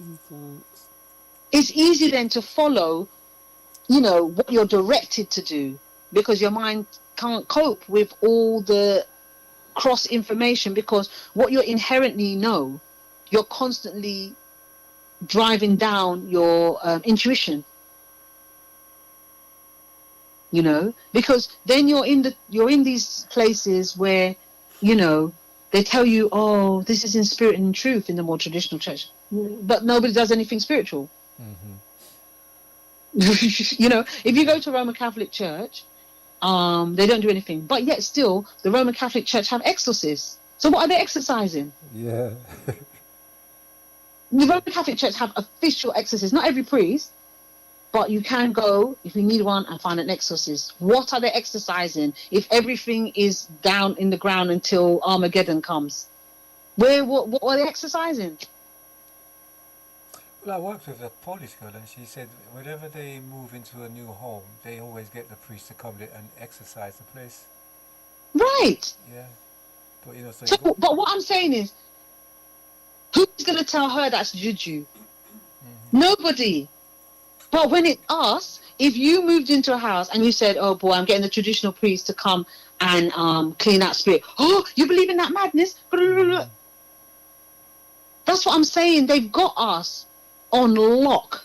The majority of our people are frightened of themselves because those same people have friends and relatives, some of them even their mother, that dream them this and dream them that. But yet still they're frightened of it. So you're frightened of your power. You're frightened of the thing that was there to help you. Yeah. You understand? Yeah. You're frightened of the thing that's there to help you. So, you know, the colonialism runs deep, deep, deep. Because every other person refers to the ancient teachings of their culture as tradition. Whether they want to go with it or not, that's the matter for them. But they refer to it as their tradition. Even if they say it's tradition, they don't want to follow. But for us, We're expected, and collectively at this present time, not people who are seeking like ourselves maybe, and maybe, people who are Rasta, or people who, other people, there's many of us seeking, wouldn't see it this way. But the majority of the African and African Caribbean community in this country especially, and even to a large extent on the continent, are ashamed of our spiritual heritage. So if you're ashamed of what your mother and father did, then how can you ever move forward? So you must be ashamed of yourself. If we accept, which you have done earlier, that we're a product of our environment, if you're ashamed of your mother and your father, then you've got to be ashamed of yourself. And if you're ashamed of yourself, how do you progress and thrive? Well, this is where we lose it, because that's not being passed down then. It stops there, isn't it? Because they're ashamed to pass it on to their children. So they exactly. Yeah. The older I get, I hear more little things and little snippets of what some of my grandparents did or whatever, which I didn't know growing up. And also because of colonialization, I was separated from them because they weren't in the same continent as me when I grew up. So I didn't know them really. Yeah. I know of them. I heard stories of them, which was good. But I didn't know them. Meeting someone is not the same as knowing them. But even the stories were abridged. And even now I'm only hearing certain things, because even if you're not ashamed of it, you just think, oh, it's nonsense. So you don't value it enough to tell. That's the problem. That is the problem. And so, when we're talking about colonial mindset, my goodness, is deep. It goes through the very core of all of us. And some of us, we think we are woke. Yeah? According to the young people. We think we're woke, but we're just waking up to the fact that we don't know anything at all. So are you saying that about ourselves? But so you're saying that the reparation march, that's the same mentality or the same mindset they're on there then? Thinking that they know what they're doing, but really they don't. I'm not going to decry any efforts that anybody's making, because they must know where they're coming from, and they're also not just one homogenous group. There's many people doing many different things. Yeah. So I'm not going to decry what anybody's doing. I'm just saying that most of us, you're operated from a language, from a culture within the boundaries that has been given to you by someone else. And like I said, that might be, as I said, this is the thing about our ancestors. They're spiritual people. So that might be the portion of somebody to do that. Maybe that's their portion. Do you understand what I mean? That's what they're supposed to do. Mm-hmm. So maybe that's what they're supposed to do. So it's not for me. That would be decrying and showing lack of humility myself to be decrying what they're doing. But I'm just saying that, when you have some of these big marches like Black Lives Matter, people expect to get a lot from it. But, I'm not saying that there's not a big difference now and, it's wider and maybe now's the time. But I'm just saying that expectation is the mother of disappointment.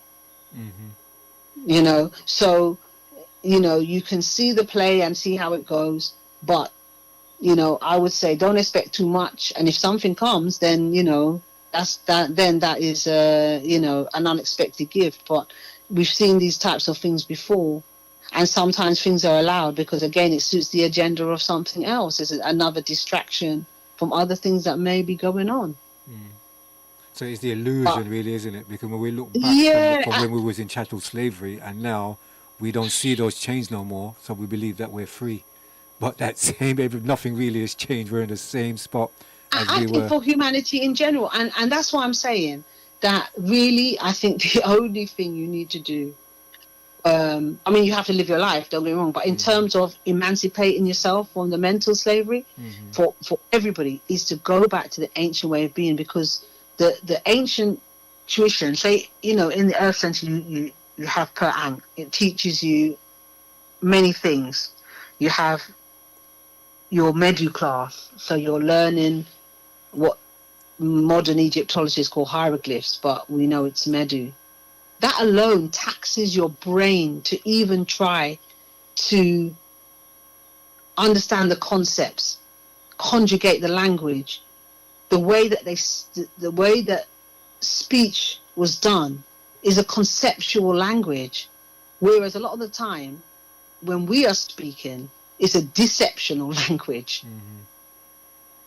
You know, when you deal with concepts, it's harder to lie. distort what is being said.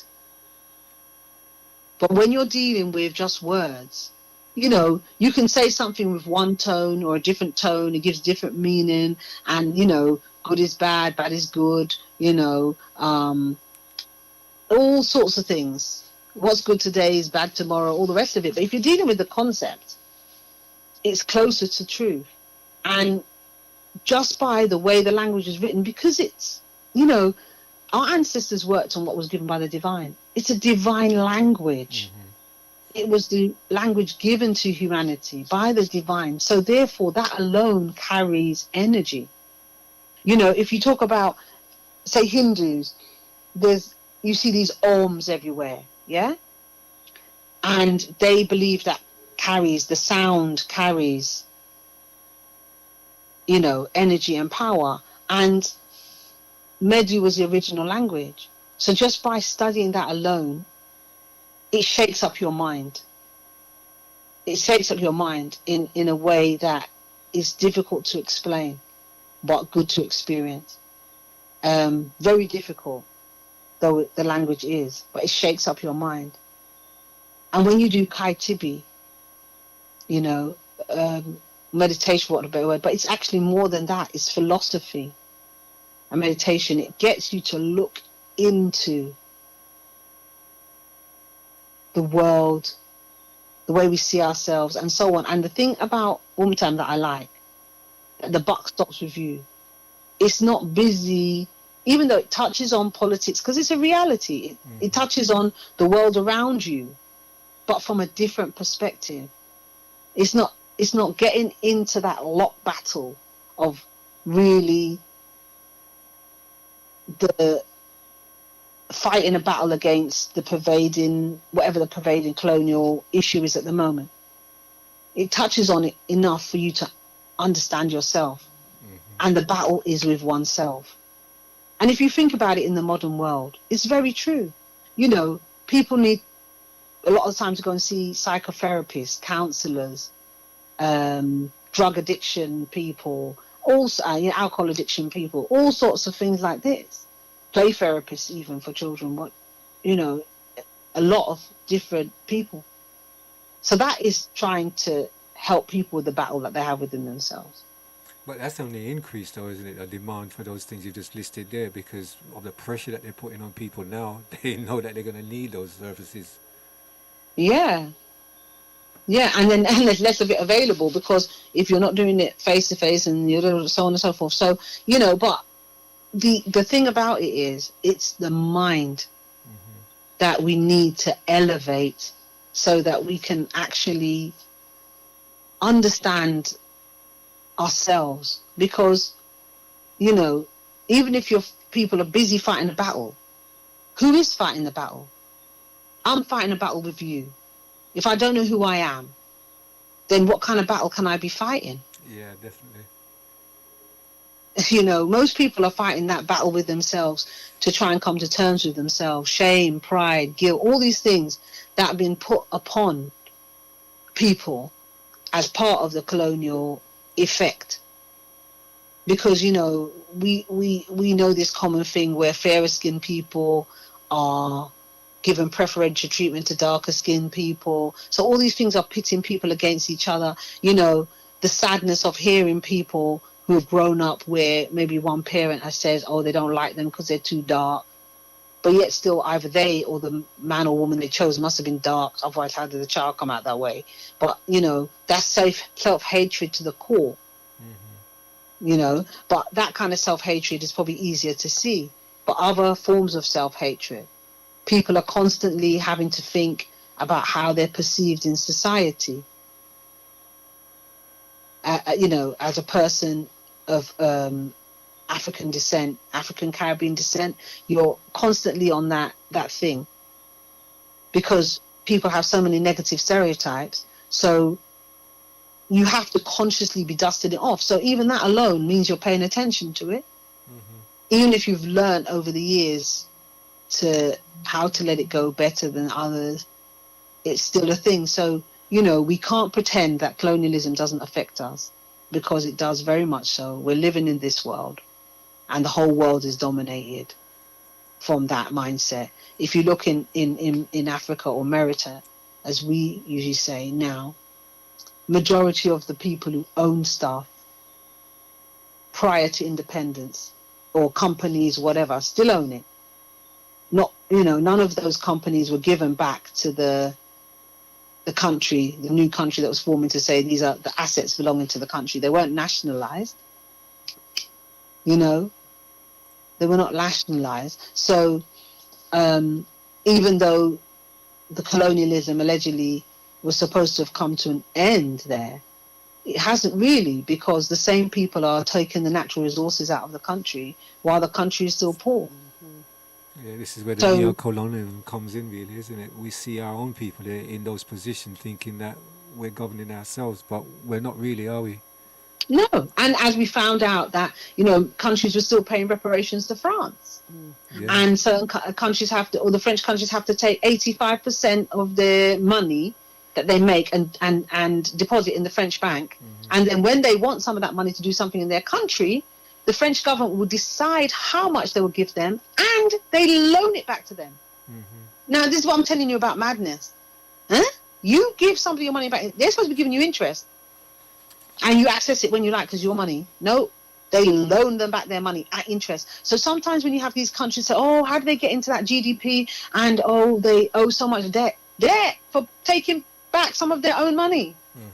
So when you look at this colonial thing, it's deep, you know. So if you're under a system that says that you don't deserve the resources that are in that country, that means the country's not yours. So that means you don't belong anywhere. And human beings need to feel they belong in a macro scale, like to a community, an area of living, and also in a micro scale to a family or something that's akin to a family. So when you have loads of people who basically are in places where they don't really belong there anymore, it's not yours, it's yours, but it doesn't belong to you, because if somebody else can tell you you must give them 85% of your money, then that doesn't belong to you, does it? No. So I'm saying people are under all that, even if they're not into looking at news, politics, history. The effects of all that affects everyone, and it affects the people who are non-African Caribbean too, because even if they're not trying to be, the endemic institutionalized racism is so everywhere that you don't see. I mean, someone was saying to me today, I don't even know the names of the rapper. I've heard of Wiley, but I haven't heard of this other one. But Wiley got himself in trouble for saying some what's called anti-Semitic remarks. I didn't even go into what he said, so I don't know. I just heard it flash up on the news. Then there's another rapper. Apparently somebody wrote an article, a very well-respected journalist wrote an article in either the Telegraph or the Guardian or something about how racist Wiley is because of his anti-Semitic remarks. And they put up a picture of another black rapper. It wasn't that. So I like I said, it's not really my thing, so I don't really know them, but apparently they're both from East London and both black.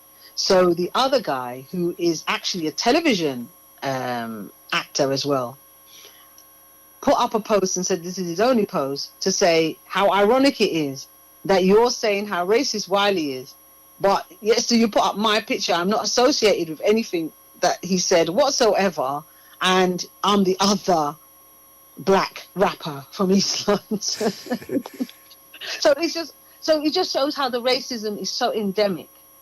And that's not. There was another case recently where a similar thing happened, you know, and then someone else I know said that obviously their manager at their company must have been nudged by someone to write something to do with the George Floyd thing, and they said they knew that person weren't bothered whatsoever, but they just felt like, you know, when they saw email coming from them, they thought, oh, they must have been told to say something.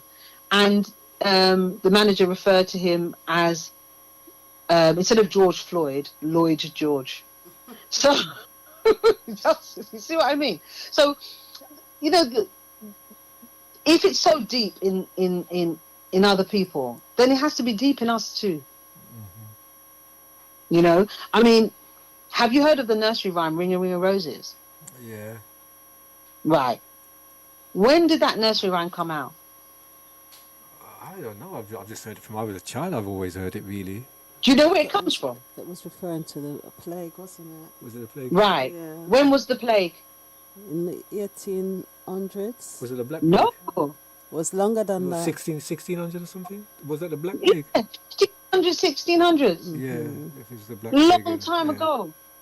And that's like 400, 500 years later, kids are still singing it. So if you take that then as an example of whatever colonial mindsets were put in to sustain racism, to facilitate racism first, sustain racism, and then sustain colonialization. All those mindsets are still there, still being taught to all the children of the world, the oppressed children and the non-oppressed children. And their parents are still teaching it to them at home because that's what they're brought up with. So some people, their day-to-day interaction may be slightly different, but when you scratch the surface, a lot of things are still in there. You know? And so that's why I'm saying that if you try to battle the myriad of different ways that there is colonialism and post-colonialism and racism and how that affects the mind, you would just tie yourself up in knots forever. So the best way is really to seek an understanding of how our ancient people lived and try and live accordingly. And because they took so many thousands of years to evolve their systems of living, and because they follow a path that is not just physical, they also look to the spiritual aspects of life, then you can be in harmony with what you're supposed to be doing. Instead of, so basically, stop fighting and find out what you're supposed to be doing. You know, and if somebody's, if you see you're fighting all the time, something is there, it's so easy to get drawn into that and you keep fighting. But actually, if somebody's trying to fight and the other person doesn't fight, it's very hard for the first person to win that fight if they step out of the way. If they stand in front of them, they're going to get hit. But if you learn to step out of the way, and I think this is the thing with initiation and with the teachings of Master Naba, he teaches you things to help you to step out of the way, so that you've got opportunity for your mind to then clear away some of the debris that's in there and start to actually live. Start to live and get an understanding of yourself, where you're at, where you're standing in time and space, your connection to the earth, and you know what your ancestors sent you here to do, because we're all here for a purpose and a reason. I mean, there's a proverb here. It says, no matter how loud the dog bark at the moon still remains the same, still remains the moon. And this is what's happening now, really, isn't it? There's a lot of that. But like I said, it's not about a blame thing. It's about a recognition. You know, it's like if you're an alcoholic, you go to AA, you have to say I'm an alcoholic. And even if you haven't drunk for 10 years, they still recognize the weakness is there. They don't think they're a born again non-alcoholic. You know what I mean? And I think it's the same thing with us as people in the world. We have to recognize the effects of colonialism and what have you. But if we just then entertain to be getting upset about it or talking about it or whatever, but not actually seeking something to replace that mindset, then really we're kind of wasting our time. Because you need to have, you know, the world doesn't like empty spaces. So you will fill it with nonsense. So you have to try and seek that. And the wisdom of the ancient ancestors was so great. If you think about it, the pyramids were built in such a way that they lined up with the stars. And there's people that have tracked pyramids worldwide, because obviously there's pyramids in other places of the world, like South America and so on. And they can see where they're lining up with stars all over the world. How amazing must your scientific capacity be to do that? And then, you know, modern day world would like to pretend like, you know, that Merita is full of barbaric people and they know nothing until the Europeans and whosoever else came there and taught it to them. You know, you will hear talk about Arab intellectuals, but you don't hear talk of ancient Kemet intellectuals. You know, so yeah, deep. Hatsune? Yes. Oh yeah, the time has come now where we have to wrap up the show. Mm-hmm. And dua for your intelligent reasoning. And yeah, when people hear the words reparation, repatriation, they always constantly think it's a financial thing. Mm-hmm. And we realize that no, everything starts from a spiritual. Mm-hmm. And if we cannot recapture back our minds, our spirits from the system, then there's people who's been in the reparation movement for 50 odd years, and they've not moved forward because the colonialists are still doing their thing. So, yeah, as you said, we've got to evolve on spiritual levels, mentally emancipate ourselves before. Definitely. Yeah. So, Definitely. I mean, that was what Marcus. That's what that is Marcus is about. that is a discipline thing and a hard work thing. It's not like a paracetamol, unfortunately, but that's the way it is. That is the way it is. That absolutely is the way it is. But in doing so, it's very rewarding. And we don't get caught up in the distractions that the system's constantly putting on us. So, yeah, it's food for thought. Food for thought. Definitely. But I would just say to anybody who is listening that, you know, if they're not aware of Master Naba's work, even go on YouTube or whatever, and the reasoning, the simple truth will just hit you like a railroad, you know. And if you're of the mindset to be seeking knowledge, that will draw you in the right direction. And obviously you'll give the Earth Center's websites and so on, and there's a lot of information there for people to try and get that detritus out of their mind that's been lodged there, not from our generation, but, you know, sorry, I'm going to end it, but just to say, you know, this is transactional, generational trauma that people have. It's not just, what we woke up out of our mums' bellies and then experienced in this time. That colonialism and everything has been written into our DNA almost, because our parents were subject to it, our grandparents were subject to it, and so on and so on and so on and so on. You know, so some of the diseases we have and everything is a result of it. All those kind of things, a propensity to these things. So we have to clean it out bit by bit, but not with replacing it with some other nonsense. Going back to the source. Yeah. Okay, Anthony, dua for that. Dua for that. Okay. On that note, I'm going to read a short paragraph from the Philosophy Podium to end the show. Okay, wow. Yeah. Dua Hatsune Iriru.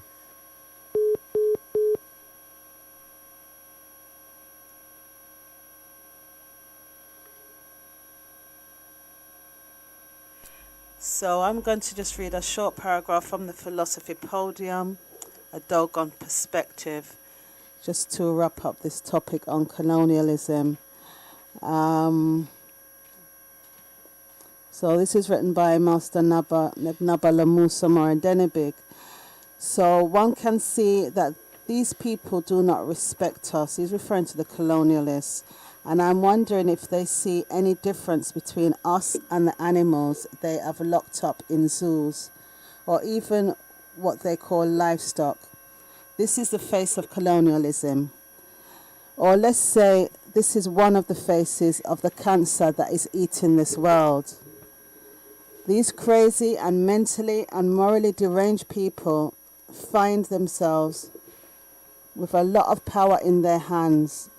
And for them, any opinion that goes against theirs is an attack of their persons and their interests. So it's up to us as inhabitants of this planet to organize ourselves and set the direction in which we wish to evolve. So this is from the Philosophy Podium, written by Master Naba Lamusa Morendenebig, from the founder of the Earth Center. You can go to www.theearthcenter.org.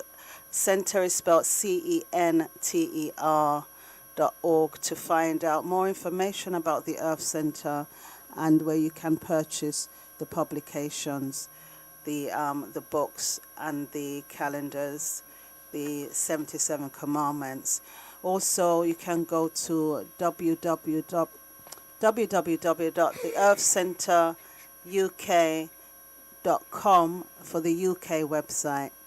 The telephone number for us in London Temple is 0208 558 3678. And we have a school in Coventry whose telephone number is 0247 6266 859. And the email for the Earth Center UK is inquiries-uk@theearthcenter.org. And you can find the Earth Center pages on Facebook and on Instagram. So just look for the Earth Center on Facebook. You'll see the Earth Center. You'll see the Earth Center UK, the Earth Center Coventry. And on Instagram, it's at the Earth Center of UK and Kebtah, KEBTAH. And concluding, I just want to say duao for our Hatini Sounoka Fahkara. She's from the first generation, graduated in the UK here. And as you were saying, decolonization really hasn't changed anything for us. In fact, we're still under colonialism really rule. And we're just under that illusion in believing really that we're free. And as you say, reparation has been going on for a long time. You know, or we've been marching for reparation for a long time and nothing has changed. And so, you know, she's given us a solution there in terms of knowing who we are, the purpose, what we came here to serve. And we are able to attain that through the assistance of what Master Naba Lamusa Morendenebig actually brought to us, the knowledge, our ancient knowledge, Kemetic knowledge that our ancestors has been preserving for thousands of years. Knowledge which allowed them really to build the empires that they achieved before they decided that that material aspect of thing was no more necessary, so they more focus on the spiritual aspect of themselves. And this is where the Europeans, when they came in, they just couldn't really understand really how humble we were, really, right, and that respect that we had for nature. And so they still believe within themselves to this day that they're better. And given the chance, really, we can see the direction and where they've taken us on that verge of destruction. And so, yeah, we honor our ancestors, we honor the divine world, and we give thanks for Master Naba for giving us this knowledge. We're giving our thanks for Bless FM for allowing us this platform so that we can help to assist those who are seeking to to guide them in a direction where hopefully it will take them on the path that they need to be on, really, and not just for themselves but for their families, because we're here going through initiation, and it's not just for us, it's for our families, for our bloodline, you know. So we're trying to establish back what our ancestors, the vows that they took, really, and the misdirection that society is coming and imposing us, taking us off that of our, what would we call it, our destiny. Our destiny, and we definitely cannot repatriate back home with the mentality of the colonialists. So we have to emancipate our heart, minds, spirit. So with that, we're going to end with a tune. And that tune is... So Iriru, everyone.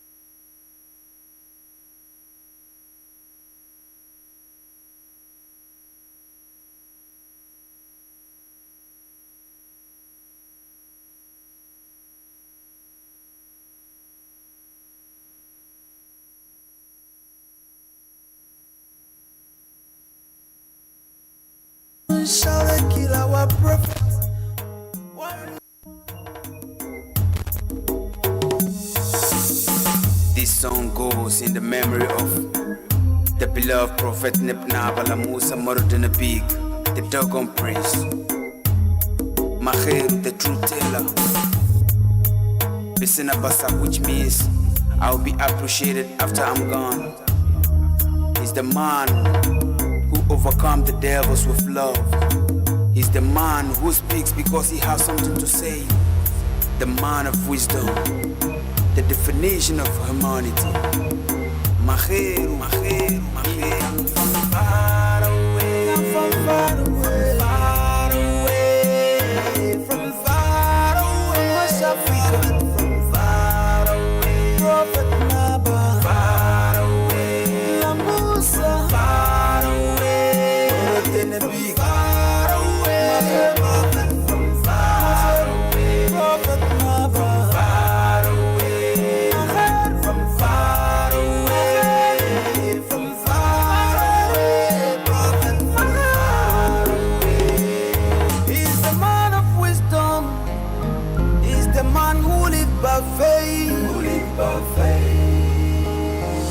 not by fear.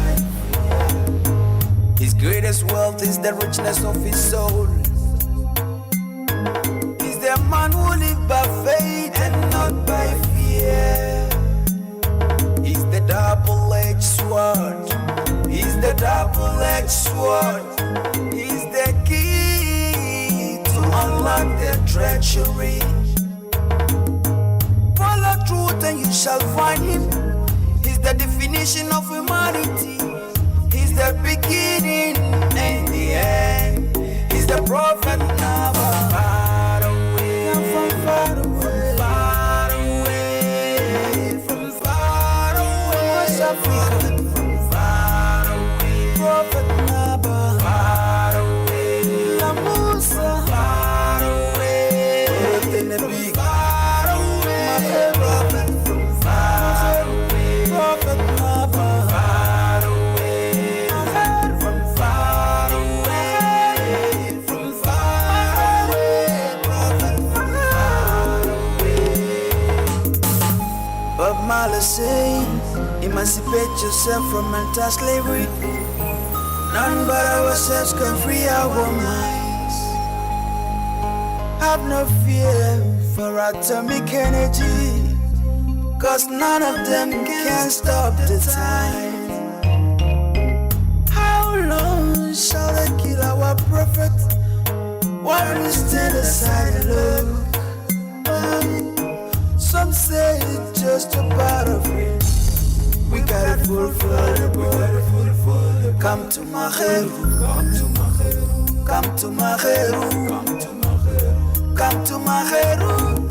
He got your untold story.